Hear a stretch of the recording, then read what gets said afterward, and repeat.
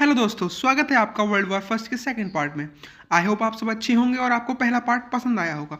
अगर आपने नहीं देखा है तो लिंक डिस्क्रिप्शन में है, जाके देख लें। चलिए शुरू करते हैं। पहले पार्ट में हमने causes of first world war को डिस्कस किया था। इस वीडियो में हम इवेंट्स ऑफ वर्ल्ड वॉर के बारे में बात डिस्कस करेंगे। दोस्तों, जैसा आप सब जानते हैं कि ये युद्ध पूरे विश्व का युद्ध था, तो अब हम बताएंगे वेस्टर्न फ्रंट पर जो युद्ध हुआ था उसके बारे में। पहले मैं आपको बता दूं कि फ्रंट्स किसे कहते हैं। फ्रंट्स वो जगह होती हैं जहां पर युद्ध लड़ा जाता है। तो चलिए, वार ऑन वेस्टर्न फ्रंट।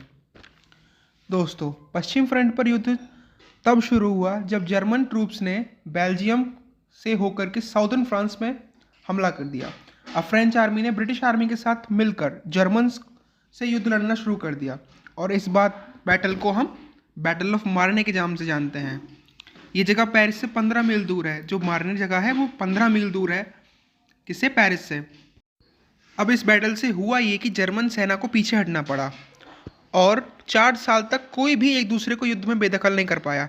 ये युद्ध एक टर्निंग पॉइंट था, क्योंकि इसमें जर्मन सेना को फ्रांस को कुचलने के सारे जो प्लान थे उनके विफल हो गए थे, और फिर जर्मन्स को थोड़ा सा इसमें हार का सामना करना पड़ा था। दोस्तों, इस युद्ध के दौरान दूसरा जो इवेंट हुआ था वो ट्रेंच वारफेयर हुआ था। इस विश्व युद्ध में बहुत बड़े और हैवी हथियार इस्तेमाल हुए थे। युद्ध की कंडीशन में कुछ ऐसी थी कि अपोजिट आर्मी वाले ने ट्रेंचेस यानी गड्ढे खोदकर रहना शुरू कर दिया, ताकि वो अपने आप को डिफेंस कर सके और युद्ध को सही तरीके से लड़ सके।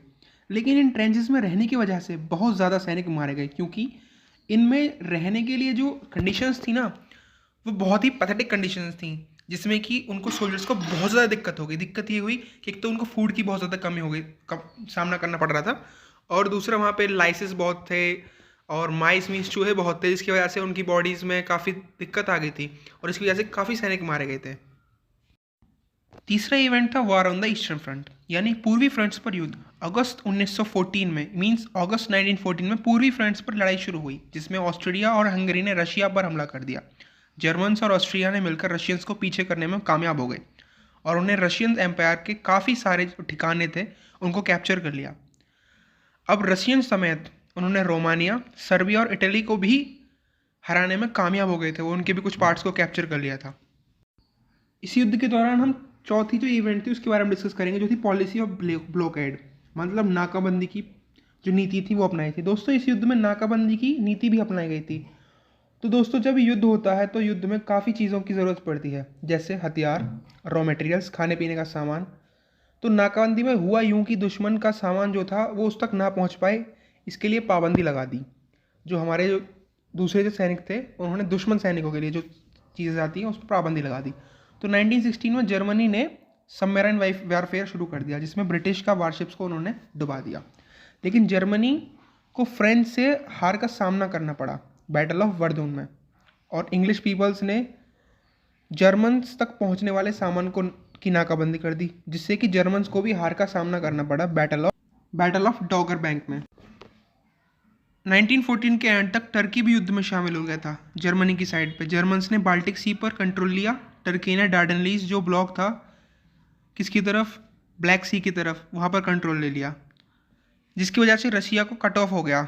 अपने जो हेल्पर्स थे उनसे रशिया की कट ऑफ हो गया, जिसकी वजह से ब्रिटिश इंडियन आर्मी ने टर्की को अटैक किया, और अक्टूबर 1918 में टर्की ने सरेंडर भी कर दिया। अब इस युद्ध में एक और दिलचस्प बात हुई कि यूएसए भी इस युद्ध में घुस गया। तो हुआ ये कि 1915 में जर्मन यू बोट्स ने एक ब्रिटिश शिप जिसका नाम लुस्तेनिया था उसको डुबा दिया, जिसमें 1153 यात्री थे, और 128 अकेले अमेरिका के थे। अमेरिका को पहले से ही ब्रिटेन से सहानुभूति थी, और इस घटना के बाद उनका जर्मनी की तरफ आक्रोश और बढ़ गया। एक वजह अमेरिका की लड़ाई में शामिल होने की ये भी थी कि उन्होंने भारी मात्रा में पैसे दिए थे अलाइड पावर्स को, और उन्हें डर था कि यदि जर्मनी जीत गया इस युद्ध को तो उसकी सीधी दुश्मनी हो जाएगी जर्मनी से, और उनके पैसे भी काफ़ी मात्रा में डूब जाएंगे। इस वजह से 6 अप्रैल 1917 को अमेरिका ने जर्मनी पर हमला बोल दिया।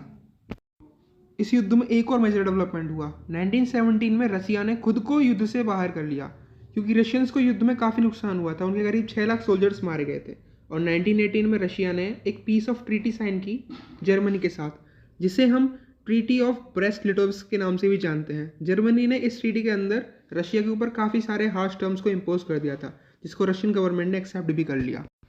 आगे ब्रिटेन, फ्रांस और यूएसए ने एक मिलिट्री ऑफेंसिव को लॉन्च कर दिया जुलाई 1918 में, जिसकी वजह से जर्मनी और उसके जो साथी थे वो बिखरने शुरू हो गए और ये कारण बना उनके अंदर पॉलिटिकल डिसबैलेंस का। तो पॉलिटिकल डिसबैलेंस स्टार्ट हो गया था ऑस्ट्रिया, हंगरी और जर्मनी के अंदर। और बल्गेरिया फिर युद्ध से बाहर हो गया सितंबर में, टर्की ने अक्टूबर में सरेंडर कर दिया और ऑस्ट्रिया हंगरी का जो एम्परर था, जो उसका राजा था, उसने 3 नवंबर को सरेंडर किया। इसकी वजह से जर्मनी के अंदर एक रिवॉल्यूशन ब्रोक आउट हो गया और जर्मन रिपब्लिक बन गया। और जो जर्मन का जो बादशाह था केसर विलियम सेकेंड, वो हॉलैंड को भाग गया। और जो न्यू जर्मन गवर्नमेंट थी उसने एक आर्मस्टिस साइन किया नवंबर 11, 1918 को। इस युद्ध में लड़ने वालों की संख्या 53 मिलियन से लेकर 70 मिलियन तक थी। और जो टोटल नंबर जो किल हुए थे और इस युद्ध में मारे गए थे, उनकी संख्या करीब करीब 9 मिलियन तक थी।